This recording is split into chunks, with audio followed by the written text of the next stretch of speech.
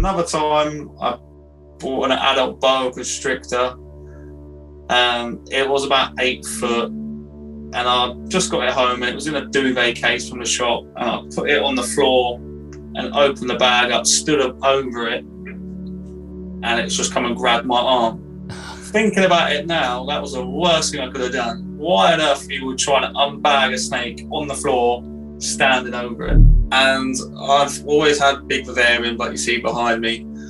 And for about a month, I felt really guilty putting these ball pythons, even though they've all got hides in, they've all got substrate, majority of them have got plants in there as well.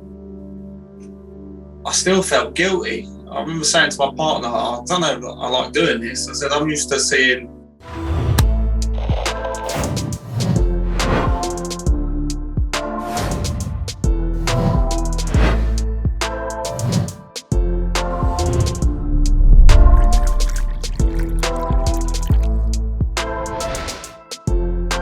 Welcome to episode number 107 of the Animals at Home podcast. My name is Dylan Perrin. Thank you so much for tuning in today.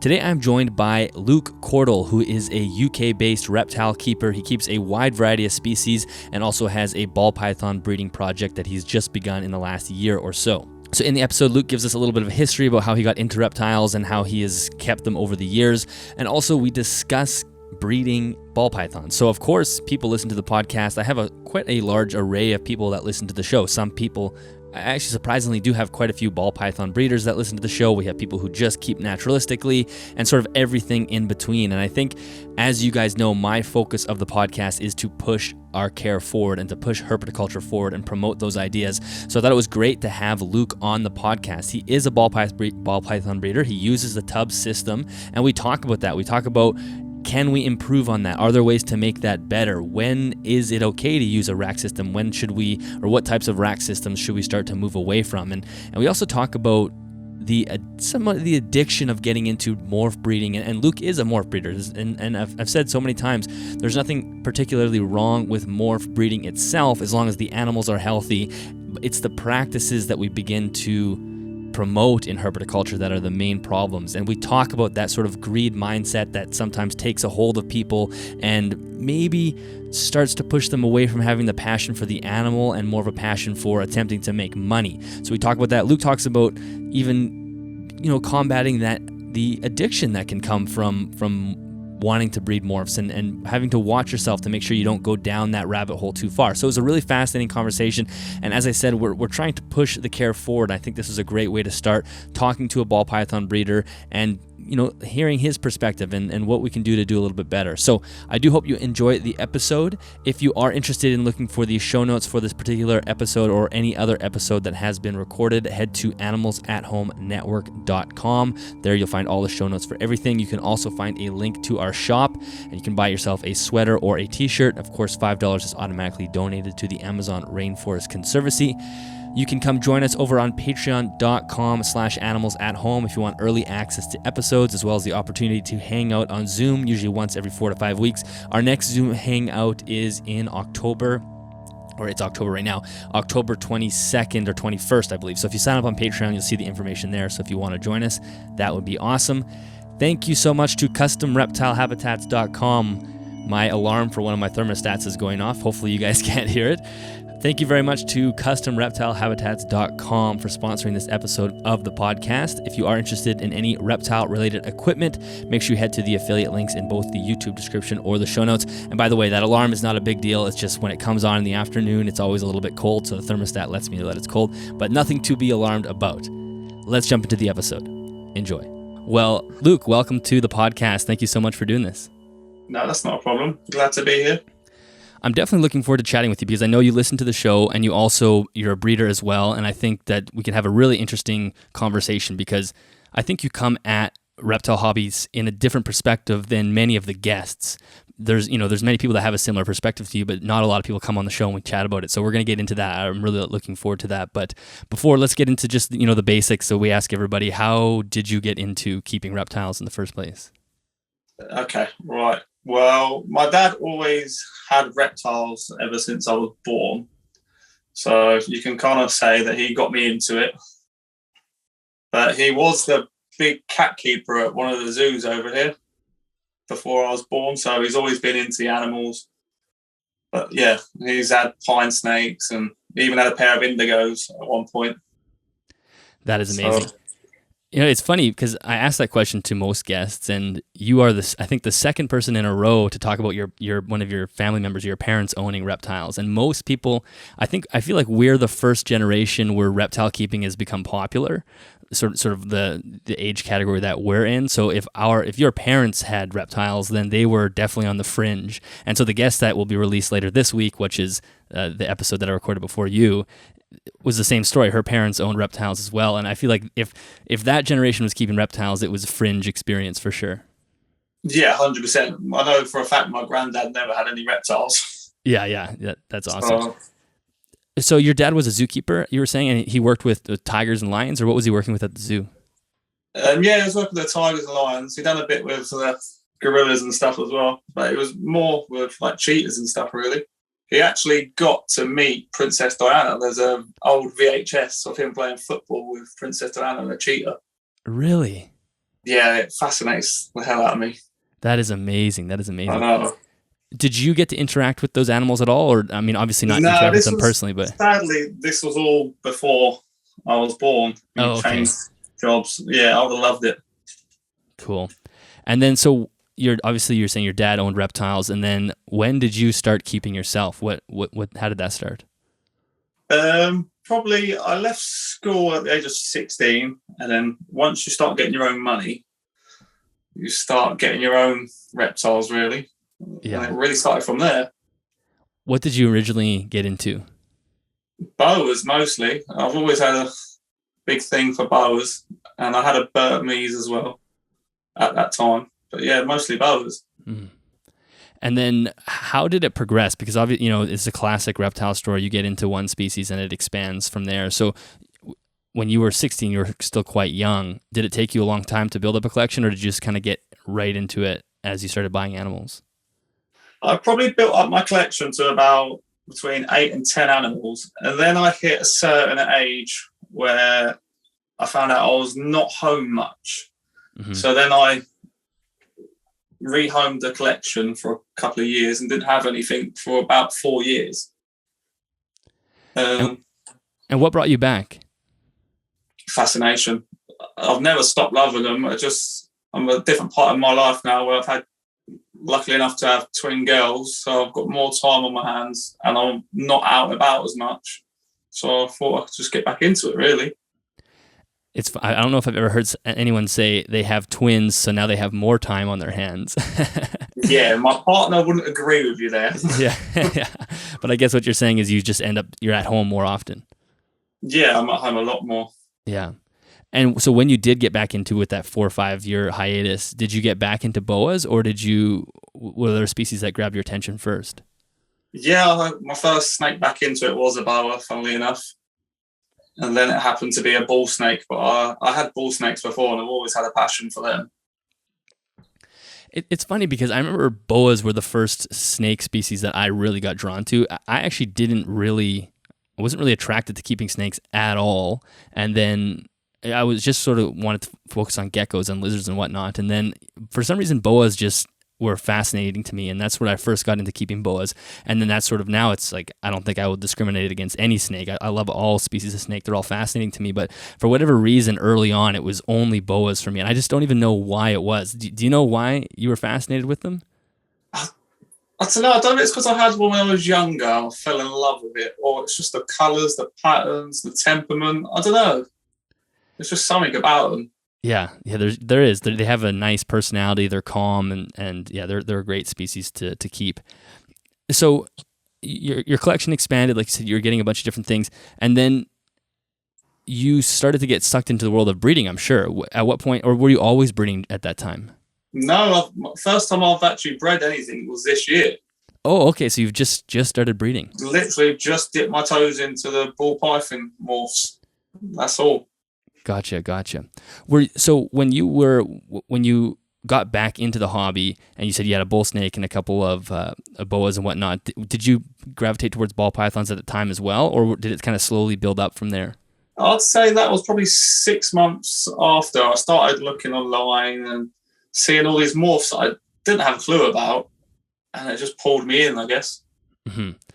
Yes, they do have an allure about them for sure. Especially when you're even just coming back to the hobby or new to the hobby, there's something about morphs that just like draw people in. And maybe you could just quickly run through what you keep right now. And you mentioned a few, but maybe just run through what your collection is made up of. Okay, I've got a Burmese python, well, two actually, a male and a female. One that's about 7 foot, the male. I had him since he was a hatchling, absolutely outstanding animal. Recently got an albino female. Not that I ever plan on breeding those, because I don't know anyone that's got enough time on their hands to have Burmese. So there's not really any market out there for them, in my opinion. Yeah, I agree.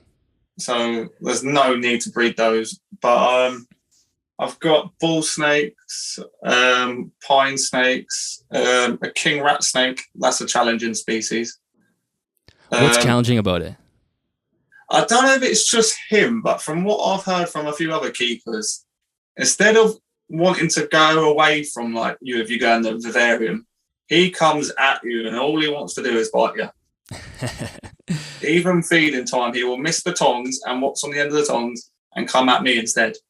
And they're not small. They're not. He's about 6.5, 7 foot. And yeah, he's definitely a challenge. Yeah, but they're a beautiful species, another really beautiful species. Yeah, definitely. But also I've got a cave racer as well. That's a stunning species. We've got 5 boas here, a king snake which we rescued, and the rest is all just ball pythons. And how many ball pythons do you have right now? Around 35. Okay. So you got a full shop. You got quite a few animals in there. Yeah, I've definitely got quite a bit in the last year. Do you feel like you've hit a cap as far as the amount of animals you can have? Space-wise at the moment, okay. Yeah, until we move, yeah. So one thing I know we wanted to talk about was just keeping a variety, because especially on the ball python side with ball python breeders, a lot of times they focus on just that species. It's like just ball pythons, and maybe they have 1 or 2, what you might classify as like a pet, a separate species. But for the most part, it's just like 95% ball pythons. Now, you have quite an array of species. So I guess why do you focus on keeping a variety? And did you ever want to just focus on one species, or was that never attractive to you? No, I love all snakes. I would never keep just the ball pythons. I would never keep just bull snakes. I just love all snakes. If I could have more in the space that I've got, I would. Mm-hmm. Yeah. Well, there is that sort of addicting nature to keeping snakes, especially when you start getting into different species, because not only are you getting different appearances, you're getting different behaviors and different, care standards and different, enclosures set up, so you get to look at different things, and it's sort of a never-ending story once you start diversifying into different species. Oh, yeah, definitely. And I quite like the challenging species as well, the ones that give you a bit of a hard time getting them out, and stuff like more like the colubrids are. I wouldn't want my Burmese to have that king rat's behaviour for sure. No, definitely not. Do you have any on the list that you would want to get eventually as far as colubrids go, or I guess any species go? Eastern indigos, I would love a pair. I would, if I didn't have the space, I would make space. I would sell some of my collection just for the Eastern indigos. Are they popular in the UK? I mean, I shouldn't say are they popular, because they're really not popular anywhere, but are there some in the UK? The only pair I've ever seen was my dad's, and he got them off of the Simon Keys, who's the guy from Snakes in the City. He used to be a local breeder to us years ago, and he had them in. And then my dad had them for about 2 months, and then a zoo contacted my dad and said, we'd like to purchase them for a breeding project. And it was only because it was going to a breeding project that my dad let them go. Interesting. Can you talk a little bit about that Simon Keys Snake and the Snakes in the City? What is it? That's a show, right? Yeah, that's the show where they're in South Africa and they're constantly catching like black mambas out of people's houses and stuff. So the breeder, so can you say that again? Simon Keys, he's from the UK, and so he knew your dad, or? Yeah, I used to go around his probably every 3 weekends, and he'd have like a whole room full of snakes that he'd either imported in or bred himself. And it was, yeah, I loved it.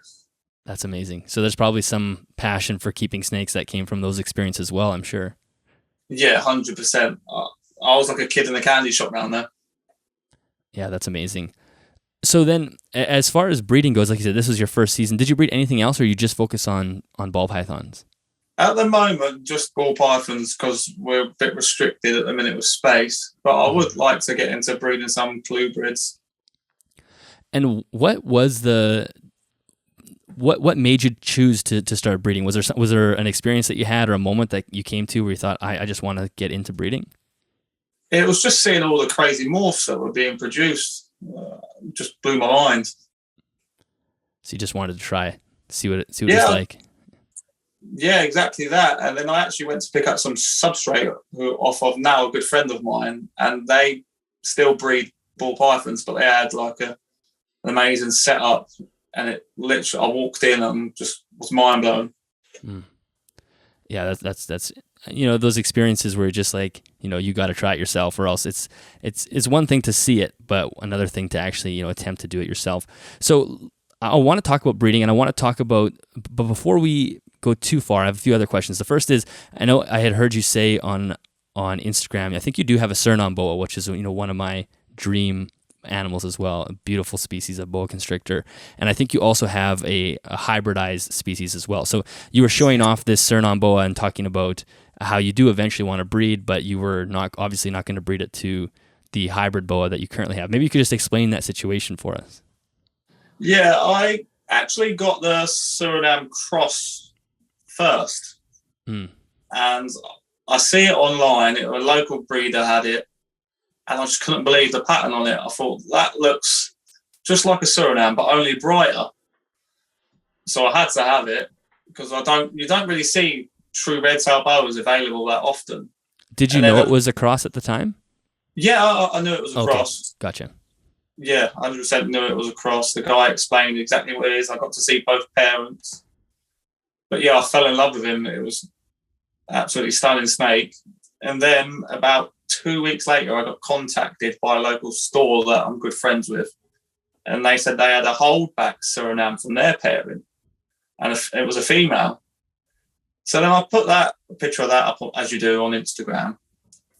And then I got bombarded with messages. Oh, you're not going to breed that with them two together, are you? I said, no. I said, it may come across like that I'm gonna, because I've just got a male, and then 2 weeks later I've got a female. But no, I want to keep the pure bloodlines, especially in the localities of boas. Yeah, well, there's something about, I don't know, Vin Russo, obviously, breeder in the United States, is very big on keeping bloodlines clean, and I don't know if it was necessarily sort of his mindset that really drove most boa keepers to think that same way, but I think most boa keepers feel that way. Or I shouldn't say most, but many do, wanting to keep the lines clean.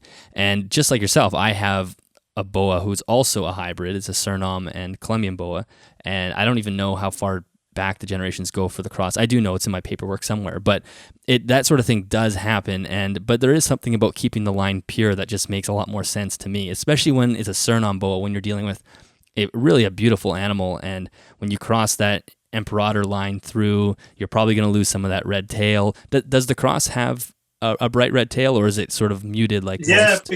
He's definitely got even more of a brighter red tail, but I think that's because the mum was pure Suriname and the dad was, I've got it written down here, a Suriname cross super salmon jungle boa.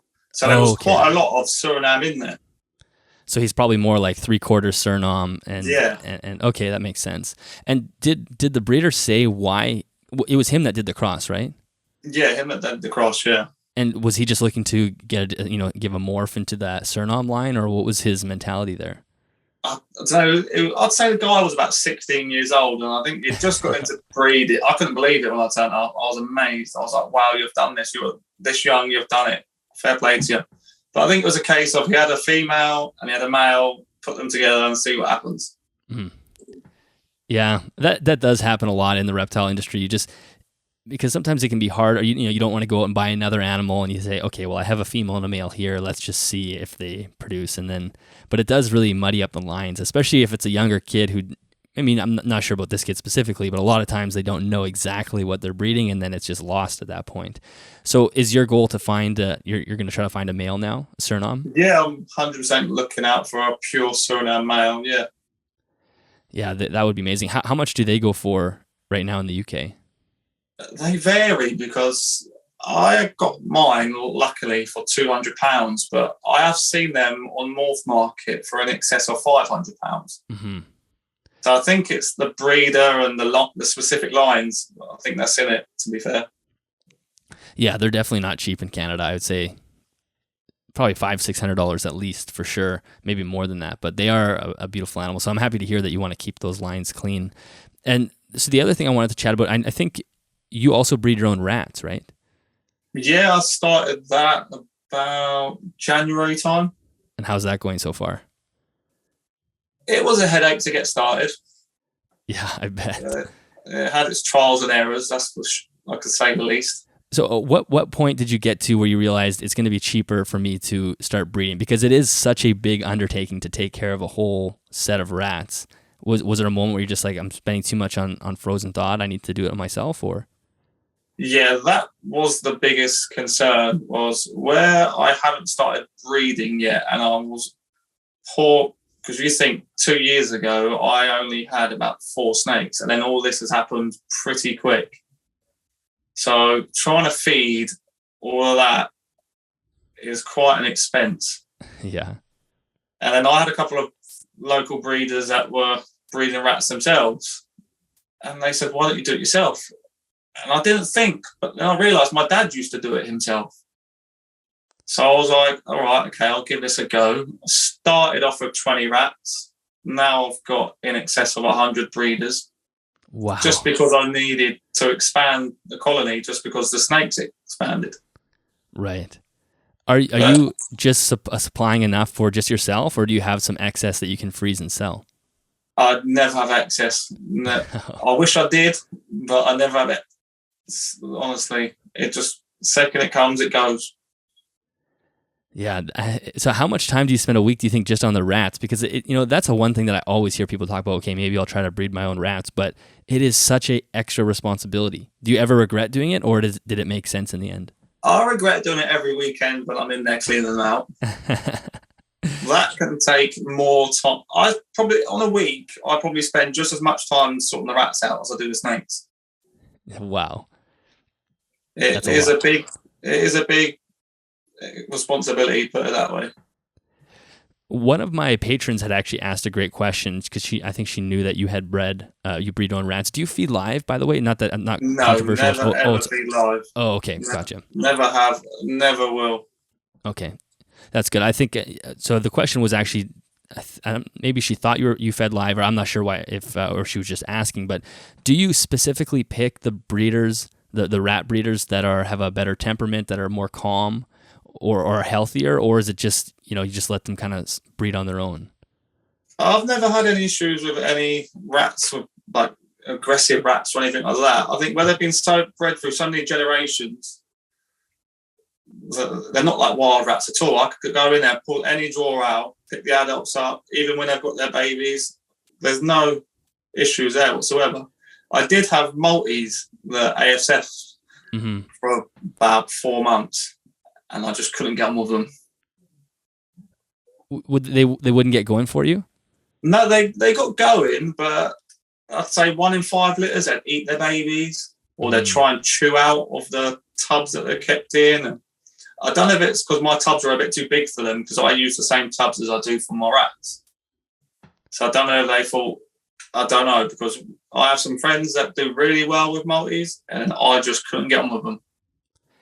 You're actually not the first person. The person that I get my rats from, she actually said the same thing, that Maltese or the ASFs were just brutal for her. Just she had trouble getting them going. Same thing, lots of aggression, and they became way more trouble than they're worth. Yeah, and if the male, for some reason, it didn't happen to me, but if the male in the colony died, you couldn't then introduce another male, because the females would just kill that male. Damn. Whereas the rats, you don't have that issue. They breed like rats. Yeah, they breed like rats. Yeah, and Do, there's do so you much ever family. do you ever play around with prey variety? Obviously, now that you're breeding your own rats, it's probably just easy to breed rats. But I mean, obviously, you were talking about doing ASFs. Do you ever, choose quail or anything, or chicks or anything as well for the animals? Well, some of my snakes, so I do get quail, I do get rabbit. Depending on the species of snake, I don't like to just keep it to just rats. Yeah, it is nice to mix it up. So let's talk a little bit about just herpetoculture in general. Where do you think you have a very interesting perspective because you have been around it for your whole life in a way, seeing how your dad kept and Simon Keys and whatnot, and taking a break from it yourself and getting back into it, now kind of getting involved in the breeding world. Do you have a perspective of where you think herpetoculture is headed? I feel like it's headed a lot more mainstream. Mm-hmm. Like, it's definitely getting more popular. But I don't know. Personally, I think it's getting popular maybe for the wrong reasons. But yeah, in what way do you think? Just people getting into it because they just want a cool snake but don't have a passion, or?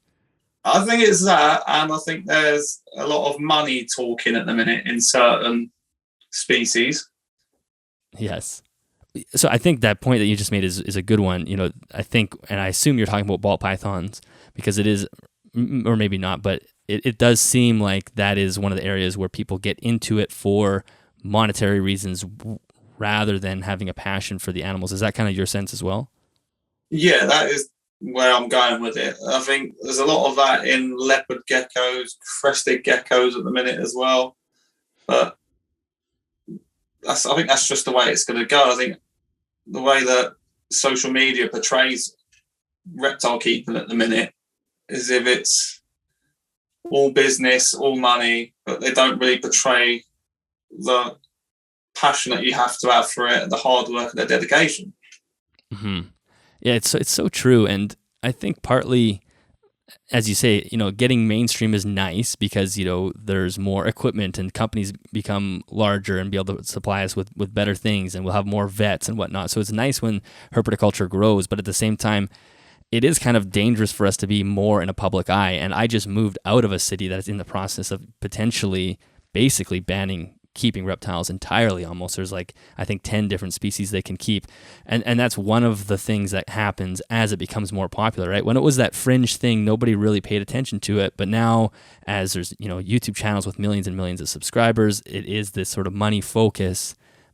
It sometimes, it almost in a way draws too much attention to us it draws attention to us from parties that we don't necessarily want looking at us, like animal rights groups and whatnot.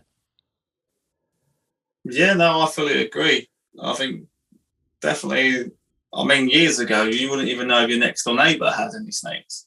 Yeah. Now, half of the county probably know who's got snakes and who hasn't. Yeah. Yeah, it's true. The social media is one of those double-edged swords for sure. Posting things, getting, finding other reptile keepers, but then, yeah, exactly like you say, everybody will know about it. And so I wanted to talk about the utility of racks with you because you listen to the show, you listen to me talk about progressing care and kind of moving forward. And I do see racks as one of those areas that we could improve at some point. And I'll let you know what my perspective is, and then you can maybe respond. I've never bred ball pythons. Yeah. So I think racks make sense for getting babies started. If you have a fresh clutch, you're getting them feeding, making sure they're healthy and whatnot. Quarantine is another great option for racks as well.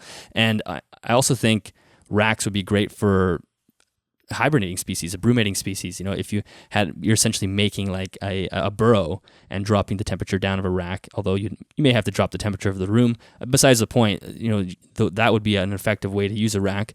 But as we're talking about, as reptile hobby becomes more prominent in the public eye, when the public sees a ball python rack, for example, it does not give them a good feeling about the care that animal's getting. So I wanted to know what your perspective it is, and do you think that there are ways to improve the rack system to increase the welfare of the animals that we're keeping and breeding?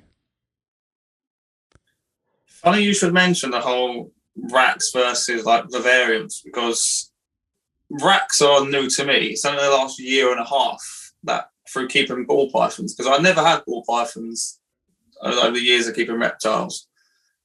And I've always had big vivariums like you see behind me. And for about a month, I felt really guilty putting these ball pythons, even though they've all got hides in, they've all got substrate, majority of them have got plants in there as well.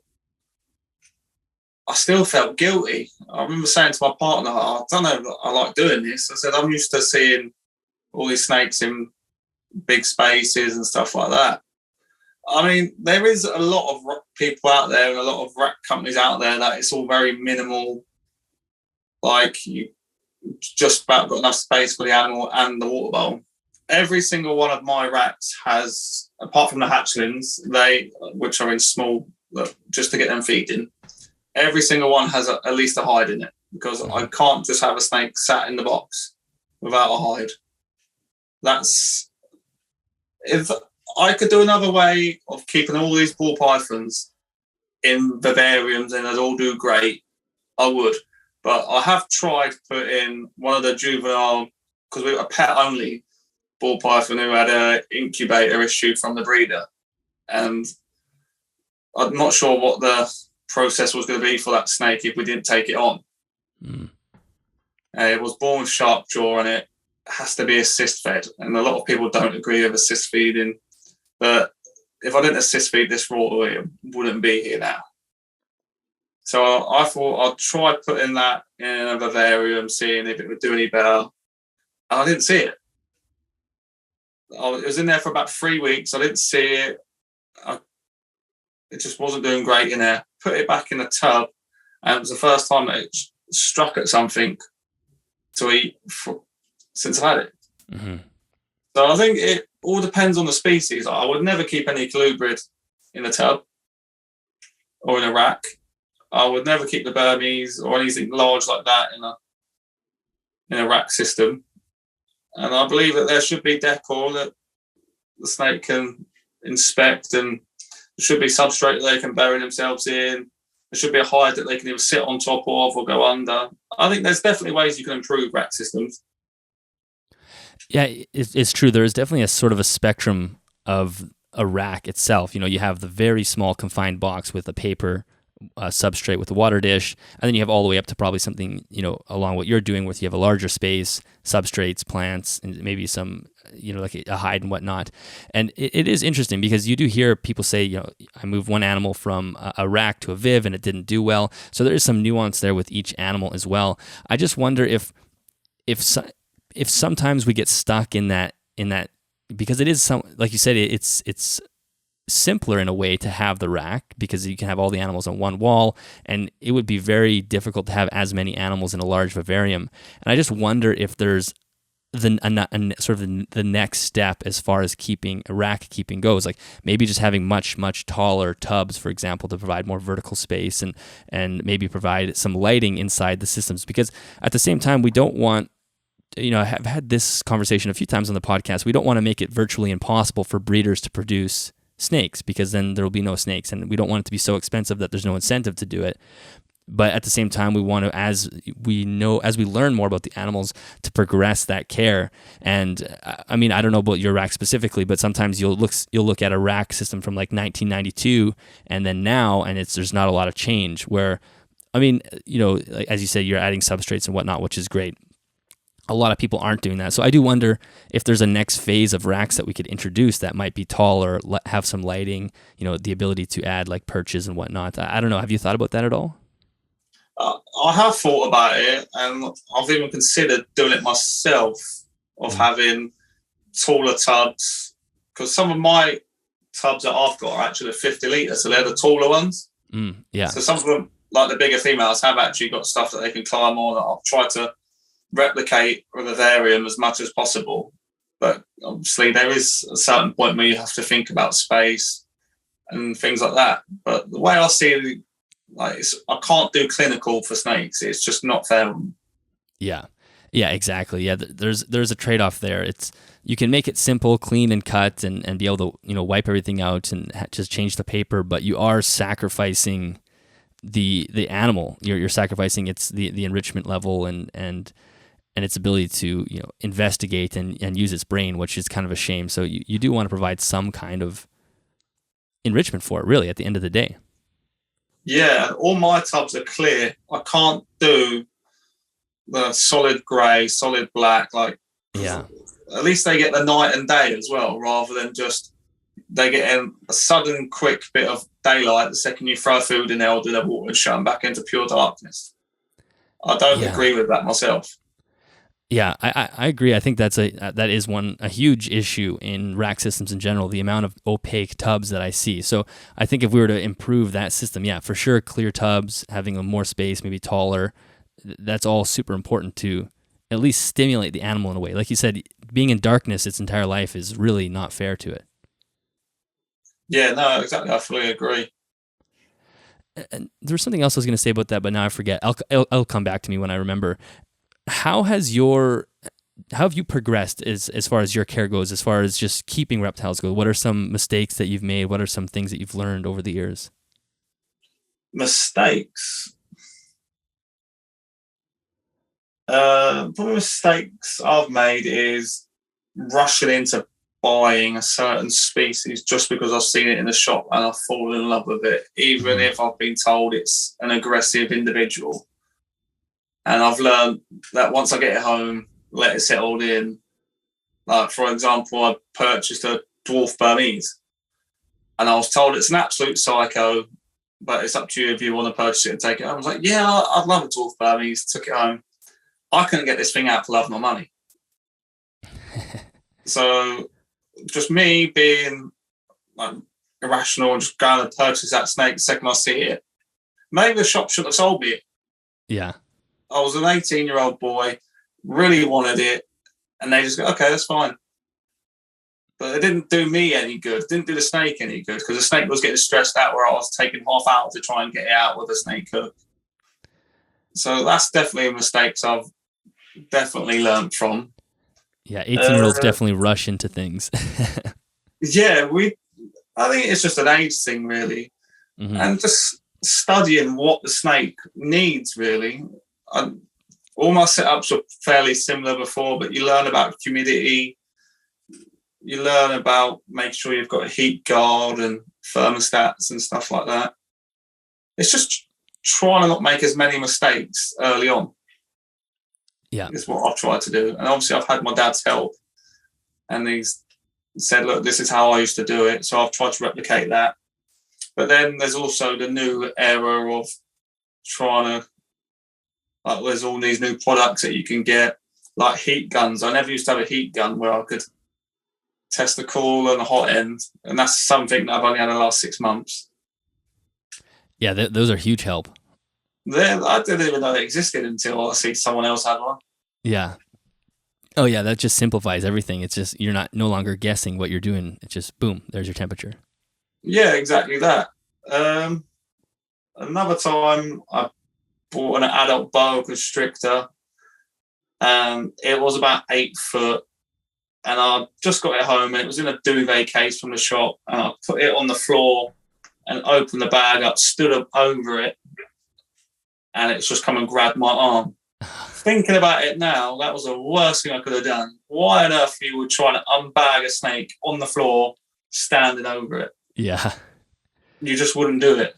It didn't coil you, did it? Just bit you and let go? It literally just struck at me, grabbed my arm, and luckily it let go because it would have been a serious problem. Yeah, you look like a massive predator about to kill it. Yeah, now I wouldn't even dream of doing it. So it's just all trial and error, really, and research now. Yeah. And obviously, you keep some larger species with the berms, and you've had some experience with, and even your boas, they'll get fairly large. And that's one area that I've started to talk about as well on the podcast, is starting to promote smaller species, because I think just like you said, young people they'll buy a 12-inch or an 18-inch small, reticulated python or a Burmese python because they just want it, and it's hard to conceptualize how big a 12 or 15-foot snake is, right? So, and you kind of mentioned it early on, that you don't have any intentions to breed the berms for that kind of exact reason. Do you think big snakes should be less popular than they are in herpetoculture? I believe that true giants shouldn't be made available as easy as they are. Yeah. Especially the mainland retics and even green anacondas. I don't know anyone that's got space to have a semi-aquatic 12-foot vivarium in the house. Yeah. I don't know anyone, or even a spare room to put a mainland retic in. I've always wanted a retic, and I never got one until I found a breeder who was recommended by the local pet shop, and I purchased a super dwarf male. He's 3.5 years old and about 5 foot, and he's only about that. So he's never going to be one of these giants. Yeah. And that's the only retic I would ever get. I wouldn't even get a dwarf retic. The berm, I only get boas and berms as hatchlings. I've never purchased, well, when I was younger I did, and I've learned from that mistake. Yeah. You only truly trust the ones that I think you do, the ones that you've not hatched but raised yourself. Yes. Getting a female Burmese was a big step for me. She's like the 18-inch small Burmese, but I know that 100% I'm going to have space for that snake, and I will make space for that snake. It's not going to be one of these animals that ends up on a local pets classified 10 foot long and nobody wants it. Yeah, bring gloves when you come pick her up.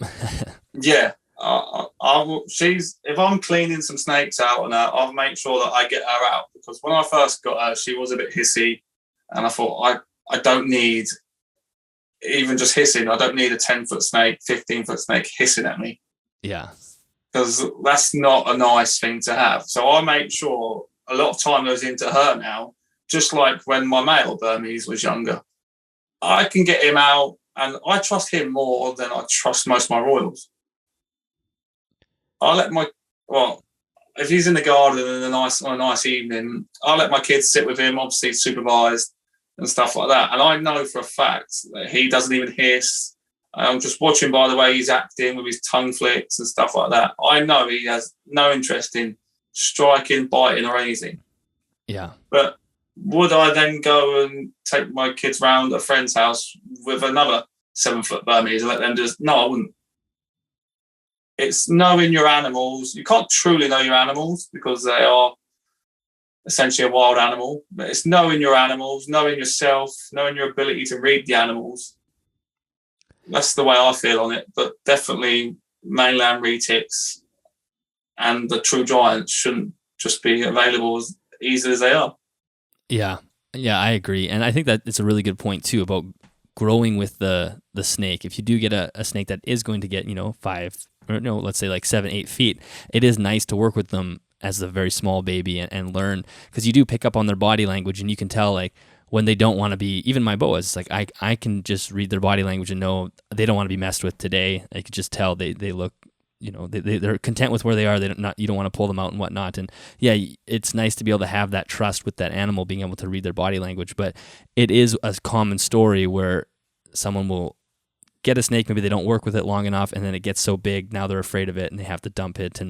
And yeah, it's just, it would make sense to have less of those in the hobby. I actually saw just the other day on my local classifieds, the title said green water boa. I'm like, what the hell's green water boa? And I clicked on it, and it's anaconda. And I don't know if he was mislabeling it intentionally, so it wasn't showing up as an anaconda for who knows, maybe the animal control people. I'm not sure, but I thought, yeah, it's same as you. How are you ever going to have space to handle that? It's just very few people can do it.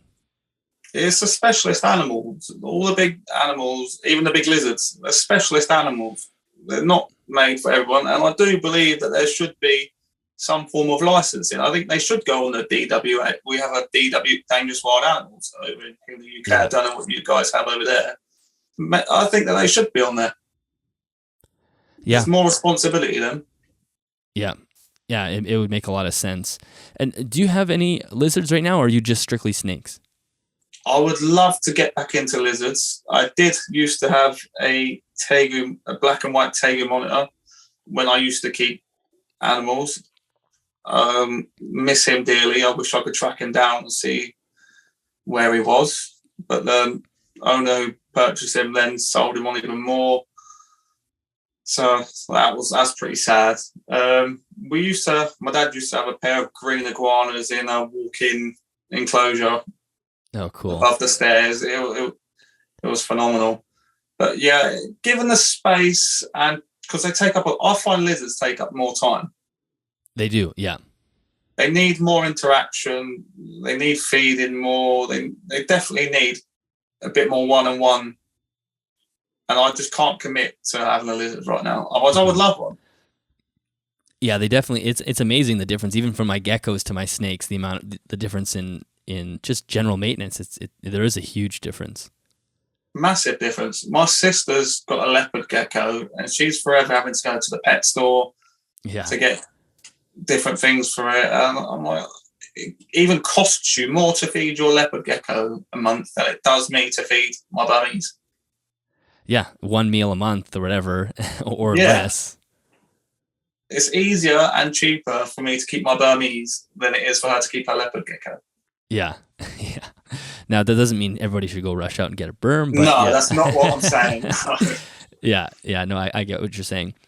Oh yeah, I remember what I was going to say earlier when we were talking about the racks. I think there's been a couple of really cool things that I've saw. Lori Tarini, who's been a guest on the podcast, and she has a YouTube channel as well. She just released a video a couple of weeks ago that was really interesting. She took, I think she just took a general sort of tub and then placed it in a vivarium and allowed the ball python to use both. And I thought that was a really unique idea to allow them to get into the tub and feel safe in there, but also have access to a larger vivarium. And this was another guest of mine also had a similar idea where there would be a large vivarium on top, and then underneath would be tubs so you could pull out the tub and have the animal in there, but then they could, crawl through a hole or something and enter into a much larger vivarium.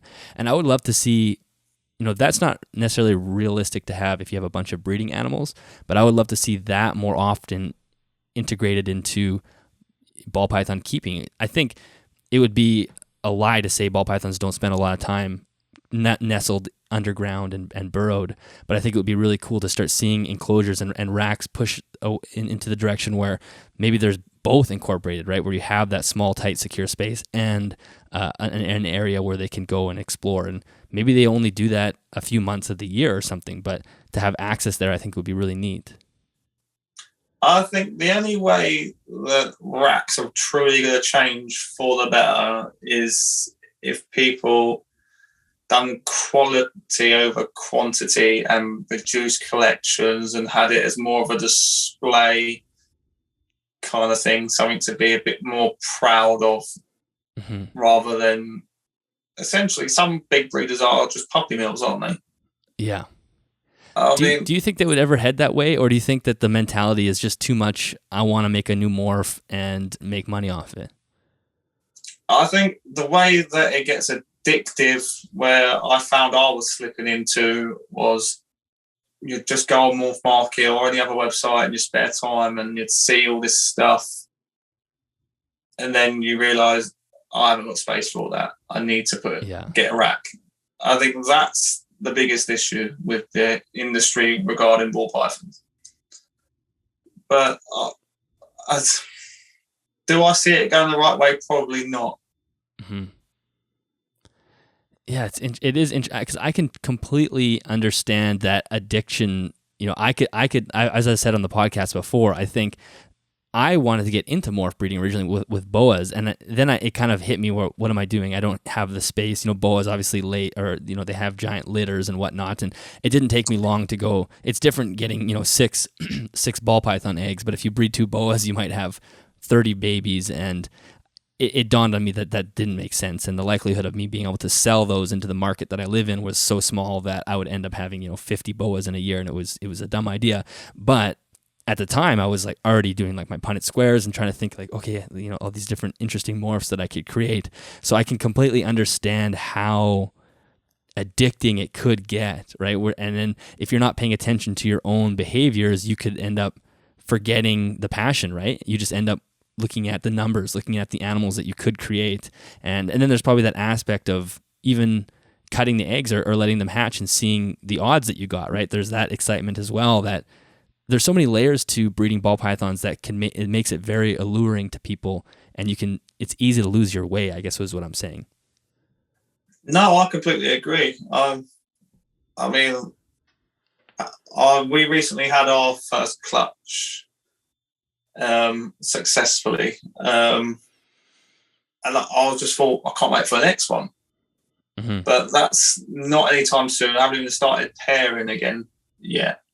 I wasn't even supposed to be that advanced in it yet, because I bought a lot of babies to get used to how they were set up in the racks, and I didn't want to jump feet first in because I was new to the whole breeding thing. And then a guy who I first got my first 2 royals from messaged me and said he's not in a position to keep he had about 9 royals, incubators and a hatchling rack. He said, I'm not in a position to keep these anymore. I've seen how you've treated the babies that we got from you, and now we've checked out your Instagram and followed your journey. We'd really like you to be the one to purchase them. And I went home, I spoke to my partner, and I said, look, I've been offered this amazing collection. You know the collection that I'm on about because we both went there. And we spoke about it over the weekend, and then it happened where we decided, all right, okay, it's too good of an opportunity to pass up. So then I found that I had an adult female and I had a male ready. I had all my incubator ready and my hatching rack, everything was ready. So I was like, right, okay, let's try this out, see how we get on. If nothing happens, nothing happens. I'm not supposed to be where I am yet anyway. And then I noticed she started swelling once I've done all the pairing, started doing her ovulation. And then she laid the eggs like a month later after her pre-lay shed. And I couldn't believe it. I was like, wow, we've actually done it. Because it's something I'd never done before. Yeah. I'd never even thought about breeding snakes when I used to keep them. So then I was like, right, okay, we need to look at what our odds are and what we're going to get. And we done really well. We didn't hit any normals, even though the female wasn't normal. So then in my head, I'm like, wow, we could really make a go at this. So then I can see how it becomes addicting, because you start doing really well through it, and then you sell a couple of clutches, and then all of a sudden your bank starts going up and up. You start thinking, right, if I get that snake, then I can put it with that, and then I can get this from that clutch. So I can see how other people are drawn into it and stuff like that. But then what you don't realise is the time that you put in and the effort, and even the racks, they're not cheap. The rodents, they aren't cheap unless you breed them yourself. And the setup cost of getting your incubator, your royal, everything, it's not a get-rich scheme. And I think a lot of people do fall into that trap. Mm-hmm. Yeah, it is so true. People, they just look at the price of the snake and they go, oh, wow, you have 8 of those out of the clutch, 8 times whatever, look how much money I made. But they don't look at the overhead at all, how much money it actually costs to get there. And then, so is there anything else that you do just mentally to stop yourself from falling into that, I want to have this morph and make this much money? Like, how do you stay connected to the passion for the animals? Or is it something that just is more natural to you? Yeah, I just think it's more natural, really. I mean, my true passion is more the colubrid side. I'm just dipping my toes in and seeing where this goes. Obviously, I love the royals and I enjoy working with them and seeing what morphs there are out there, but I'm not too embedded into it where that's my main focus. My main focus is all the snakes in this room, and I will never just get it to a point where I just keep royals. Yeah. So I think that keeps me a bit grounded on how many royals I have, how much I'm going to spend on getting more and more to the collection to try and create more. Don't get me wrong, there is some absolutely fantastic morphs out there at the minute that I wouldn't mind getting my hands on. But in a few years, I'd like to be in a bigger property and work more with the oddball stuff, like the stuff that you don't see. And then even I'd like to do a lot with like even the indigo snakes and work a bit in conservation of reptiles. That's my true passion. So if breeding royals can sort of pave and like even pay for the way a little bit, then that's the way it's going to be for me, I think. It's a stepping stone to a greater project, a greater goal at the end. Yeah, I mean, I'm not breeding royals to go and get a fancy car or get a nice house. If that happened, great, but that's not why I've got these animals here. If I can fund my own hobby within the hobby, then that's more than enough for me. Mm-hmm. So as far as the future for LHC Pythons, as you mentioned, you were looking at getting a bigger space. Is that something you're already looking into, or is that just sort of a dream right now, and you want to have more of a warehouse style in the future? It's a bit of both. There's definitely a dream that's eventually. I reckon in the next couple of years we should have somewhere. I am putting feelers out there and working out finances and seeing whether we can do it or whether. Because at the minute, this is actually my old bedroom in my mum and dad's house. Luckily, because we're in like what you call flats, apartments, and I had the snakes there in vivariums, and then we got the rack, and I was like, right, I can't do both here. So then the vivariums went into here, and I still had the racks in the flat. And I was like, this doesn't make sense keeping some snakes there, some snakes there. I'm dividing my time. So they all came here. But then I'm finding I'm missing out on family time through traveling here. And it doesn't make sense for the family to come here all the time.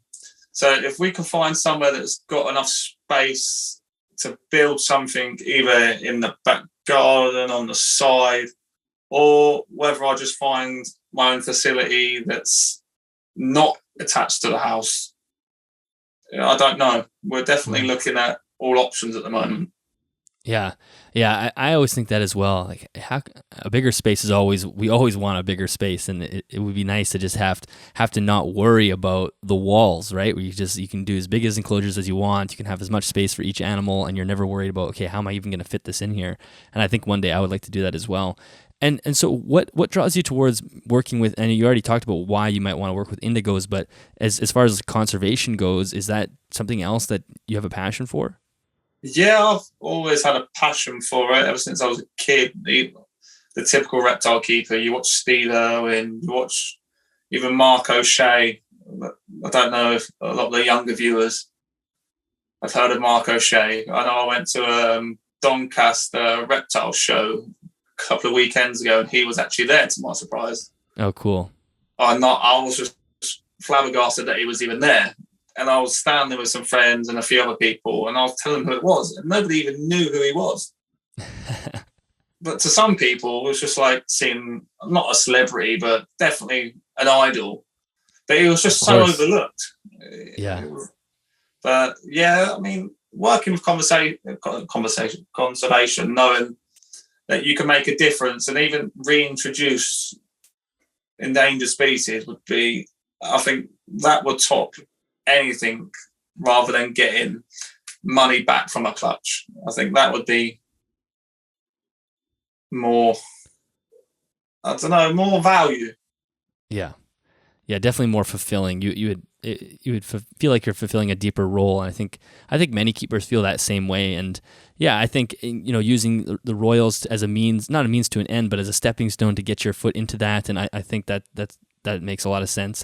And as I've said before, and you don't have to take this challenge if you don't want to, but I always say if there's any ball python breeders out there that are wanting to or at least attempt to breed in a larger environment and move away from the rack system, or design a rack system that allows for taller tubs like we kind of already talked about, I would love to see people starting to do that, because as you've said, there is that aspect of people getting into ball python breeding who don't actually have a passion because they just see how simple it is to do, and I just want to do it. And I think if we had more people doing it on a more, I don't want to say advanced level, but more enriching level, it would cause, I think it would be a bigger barrier of entry, where somebody who's just wanting it to do it for the money, they might look at it and go, well, that doesn't really seem like something I want to be involved in. So even, like you said, adding substrates, adding all these extra things makes it seem a little bit more challenging than the butcher paper and the water dish, if that makes sense. Yeah, no, 100% agree.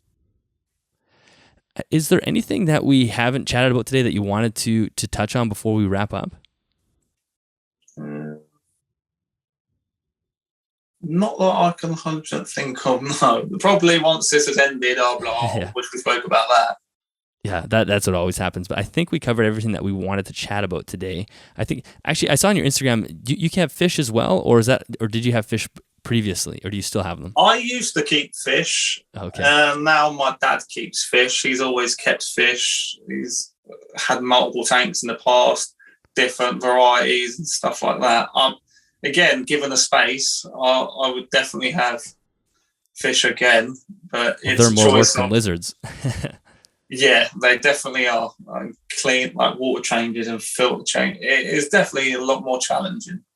Yeah, absolutely. I just saw on your Instagram some fish, so I wasn't sure if you were keeping them or those may have been your dad's fish. No, one of those in there is my fish that I went out and I see it there and I was like, I've got to have that. I haven't got a tank. Called my dad up and he was like, yeah, you can put it in there. It's fine. Oh, awesome. So cool. I still get to look at his fish when I'm here and stuff. But yeah, given the time and space, I will definitely get an aquarium again. Awesome. Well, Luke, I really appreciate you spending the hour with me today. Can you let everybody know where they can find you online? Currently, it's just Instagram at the moment, LHC Pythons. I don't really do Facebook. I prefer the platform of Instagram, but we shall see where that goes. Yeah, and if anyone wants to reach out to you, they can do that just on Instagram. Simple as that. 100%, yeah. Awesome. Well, Luke, I really appreciate this. Thank you so much for coming on. This was a great chat. No worries. It's been a pleasure. All right, that is the end of that episode. Luke, thank you so much for spending the time with me. I really enjoyed our conversation. And like I said in the intro, I think it's really important that we couple ball python breeders into this movement of moving the hobby forward. We can't leave morph breeders and people who are using racks out on the side. We want to include them in the conversation and include and talk to them about what are some ways that we can actually make this better that work for everybody. And at the end of the day, as I always say, the animal welfare comes first. So anything we can do to progress that forward, the better. I do want to make one correction. As I was editing it, I heard myself say I have a Suriname Imperator cross boa. I do not have that. I have a Sonoran cross with a Colombian boa or a boa Imperator. So to clear that up, I do not have a Sonoran cross, but I do have I do have a Sonoran cross. I don't have a Suriname cross. So hopefully that didn't, nobody got confused there. Thank you guys so much for listening. I hope you enjoyed this podcast. Let me know what you think. If you are interested in commenting on the episode, make sure you head to the YouTube version so you can put a comment there. Again, animalsathomenetwork.com is where you'll find information about the show and all the show notes for this episode or any other episode. Thank you very much to customreptilehabitats.com for sponsoring this episode of the podcast. Again, there are affiliate links in the YouTube description or the show notes. So if you do make a purchase with one of those, a small commission comes back to me at no extra cost to you. And if you want to join us on Patreon or maybe join us at the Zoom chat that we're going to have next week on the 21st, you can head to patreon.com/animalsathome. I think that is it for this week. I will catch you next Sunday.